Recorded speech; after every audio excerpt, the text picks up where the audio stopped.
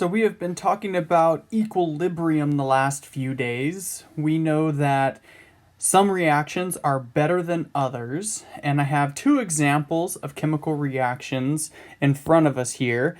Basically, this reaction makes chemists smile. You spend a whole bunch of money on your reactants, and almost all of those reactants collide and turn into your products.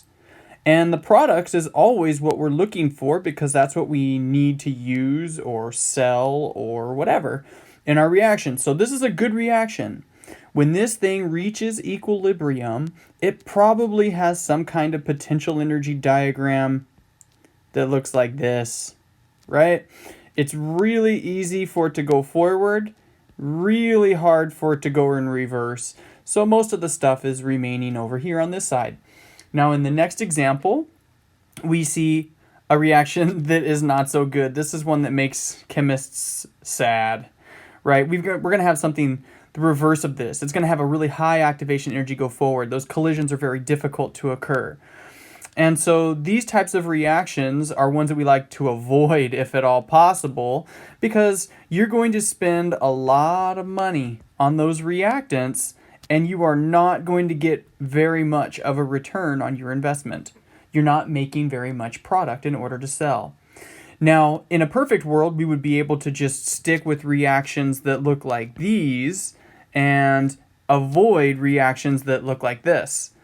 However, it's not a perfect world. Sometimes there's just chemical reactions that we need to use that are not that efficient. And if we didn't have ways of making them better, then our products would be really, really expensive.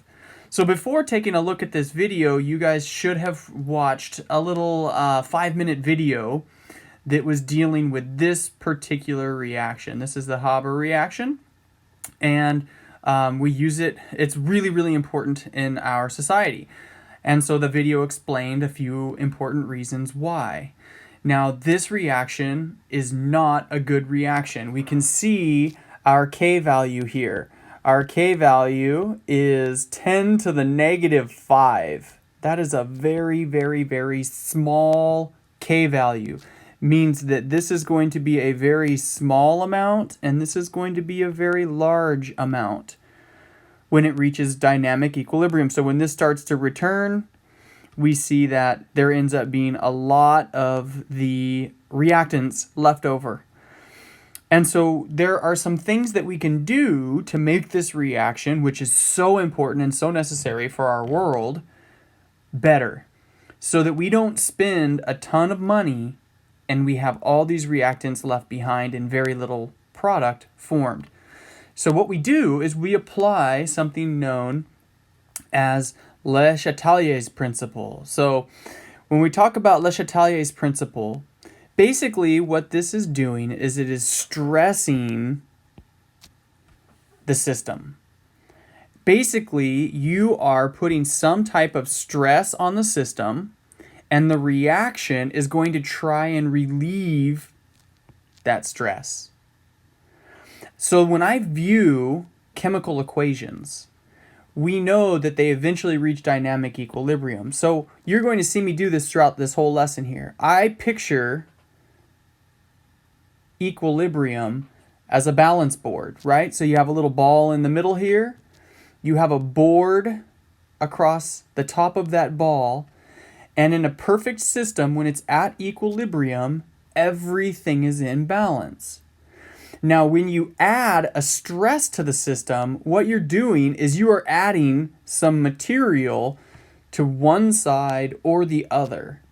And we know that if you add some material to one side, this is no longer in balance. It's going to be out of balance.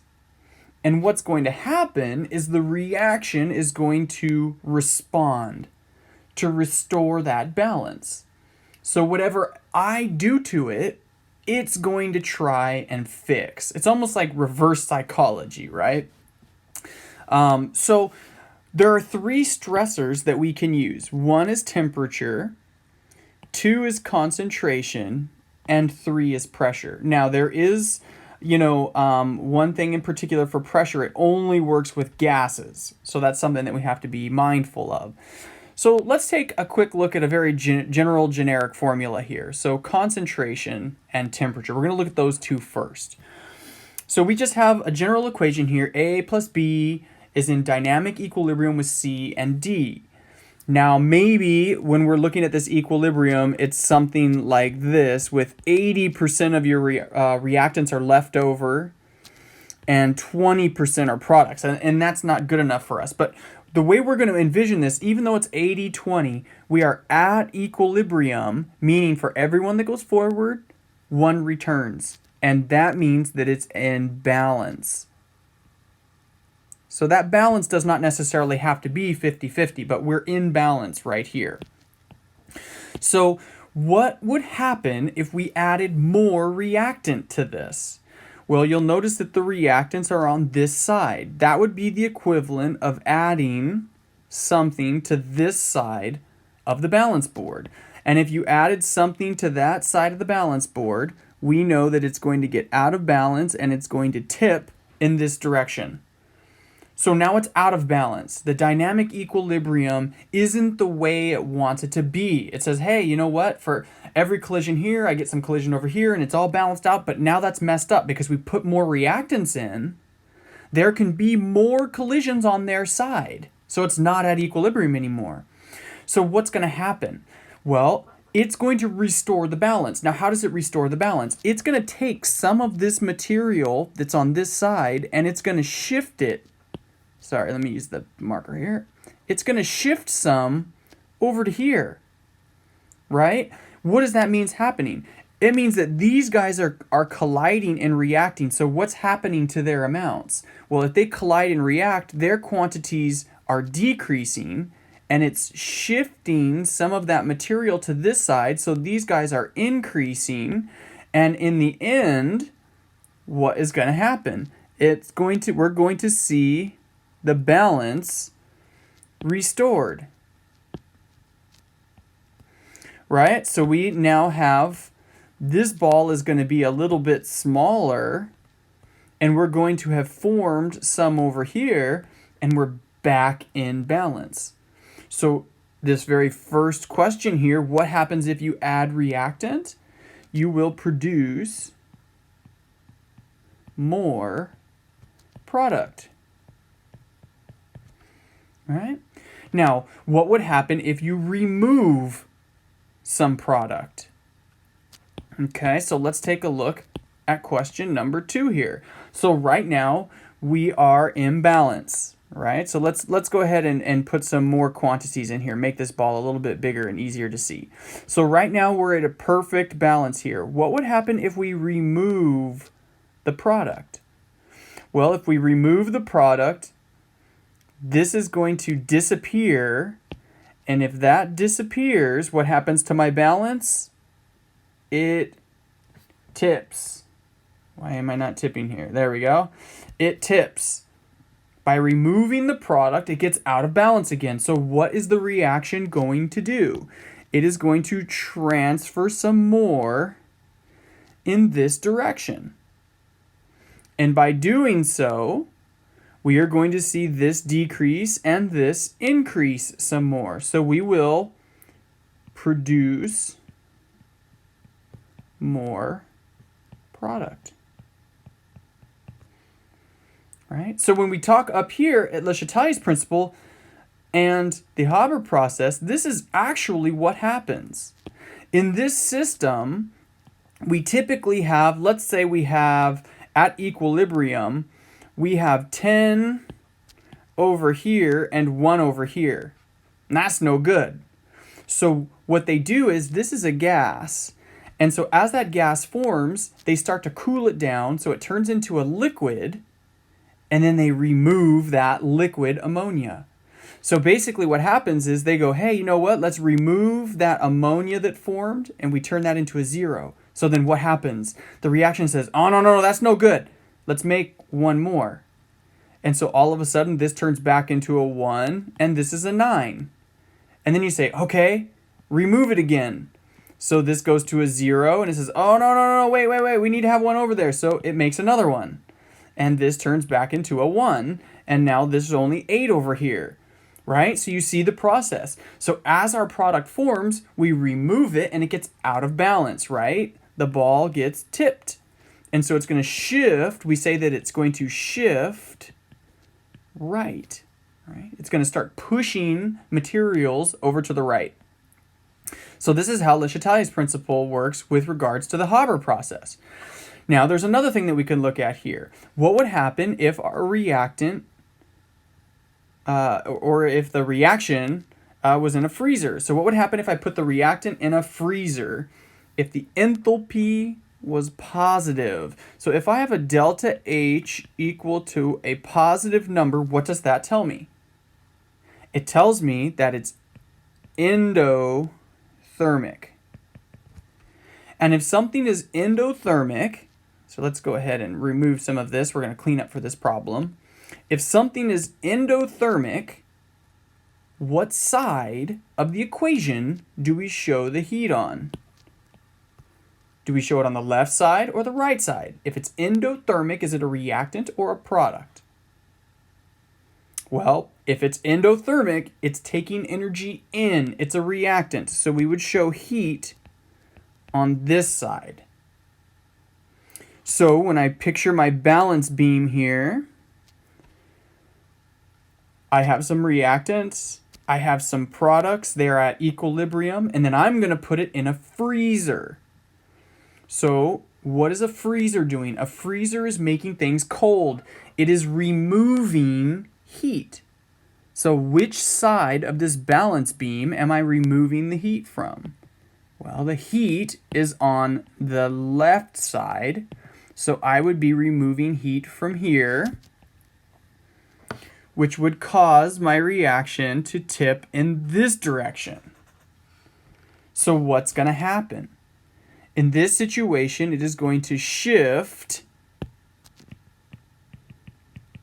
left.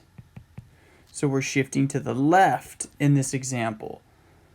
So that's generally not a good thing. Up here, we were shifting to the right. Over here, we were shifting to the right. We were making more product. That's exactly what we want to happen. But in this case, because it's an endothermic reaction, and we remove the heat from this side, it's going to shift to the left and make more reactants.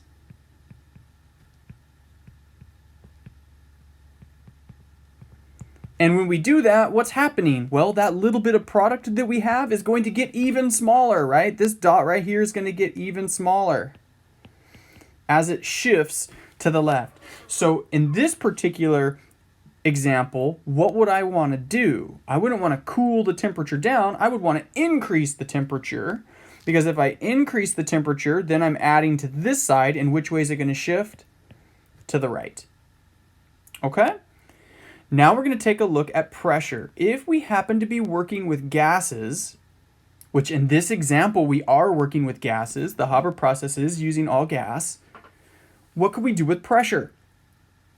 Now pressure is a little bit trickier because pressure is kind of throughout the entire thing. So it's really hard to sort of figure out where to look. You know, it's not like up here, you added heat. Where did you add heat? We're adding heat to this side. Understand that, are we really only adding heat to the left-hand side? No, this is all taking place. The reactants and the products are all in one container. That container is either in the oven or in the freezer or over a Bunsen burner, but you're actually adding heat throughout. But to help us figure it out, we can use this device and imagine that we're just adding heat to the left-hand side, or we're just taking away heat from the left-hand side. Well, it's the same way with pressure. All of these things are in one container, and they're all under the same amount of pressure. But in order to help us figure out how the pressure is going to affect it, what we want to do is count the number of moles of gas. Let's add of gas to this. So on this side, I have 1 mole here and 3 moles here. So we have a total of 4 moles on this side and 2 moles on this side. What we want to do is only add or take away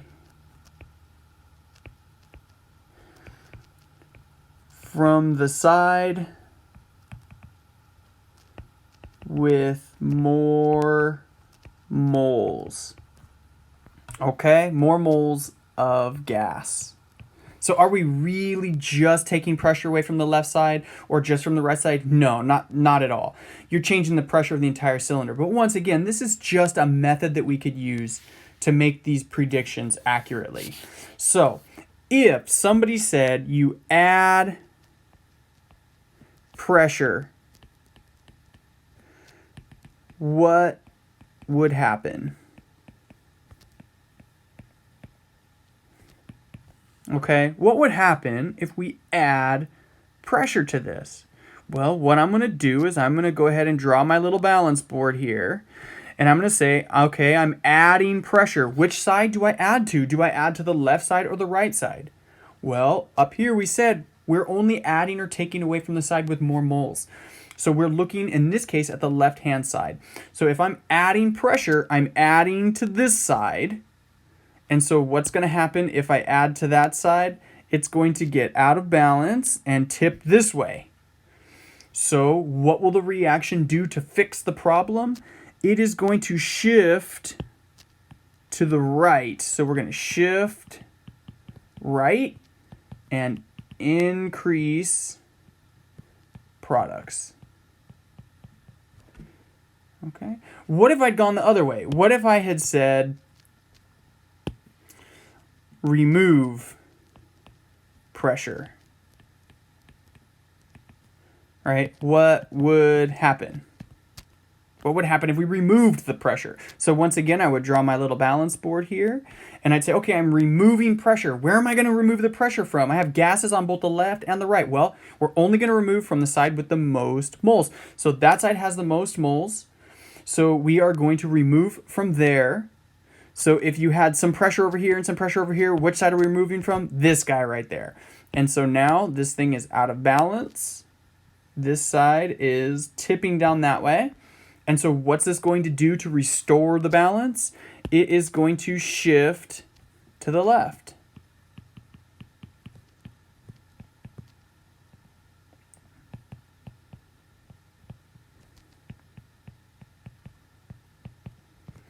And we're going to make some more reactants. Okay, so it's all about keeping things in balance. Let's look at another example here. Okay, if carbon dioxide is added, what will happen to the amount of water? If carbon dioxide is added, what will happen to the amount of water? So we're going to go ahead and draw our balance beam here. And we're adding carbon dioxide. So if we're adding carbon dioxide, which side are we adding to? Well, it looks like carbon dioxide is on the right-hand side. So we're adding here. And if we're adding here, is this going to stay in balance? No, we know that it's going to tip this direction because it's now out of balance. So what is going to happen? How will this reaction respond? It is going to shift left. So we would say shift left.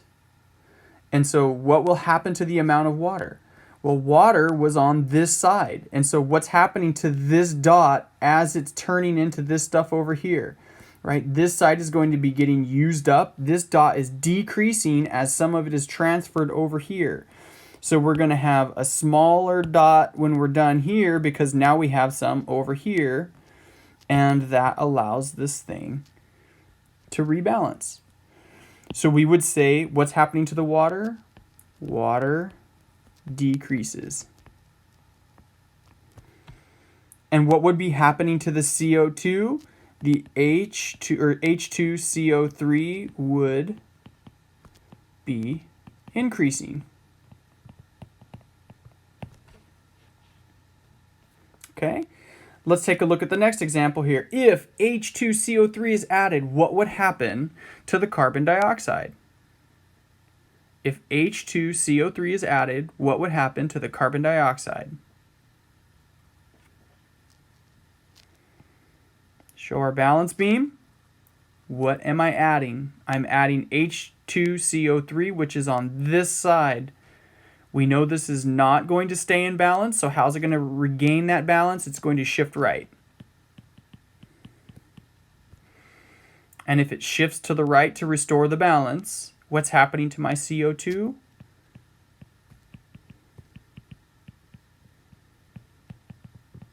My CO2 is increasing. Okay, we're going to try another one here. Let's see. If the heat was taken away, what direction would the reaction shift? Well, we see the heat on this side. So if we have our balance board here, if we add, or if the heat was taken away, so let's picture we've got some here and we've got some here, and we take the heat away, how is it going to restore this balance? It is going to shift to the right.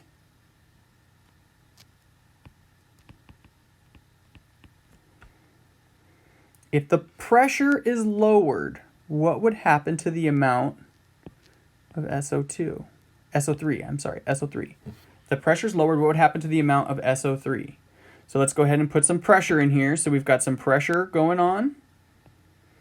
How do we know which side I'm supposed to lower? Which side? So pressure is lowered. We are removing pressure. Which side do I remove from? Well, this has 2 and 1. So this side has 3 moles. And this side only has 2 moles. So what's the side that I'm always going to be adding to or taking away? This side here. So if the pressure is lowered, I am removing that. Is it in balance anymore? No. So what's it going to do to fix this problem? It will shift left. So if it shifts left, what's happening to the SO3? It is decreasing. If the SO3 is increased, what happens to the amount of O2?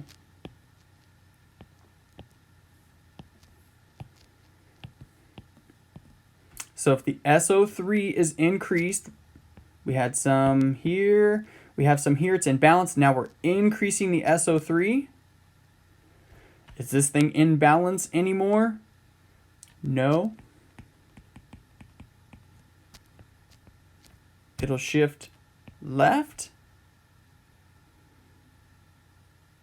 And the O2, which is on this side, will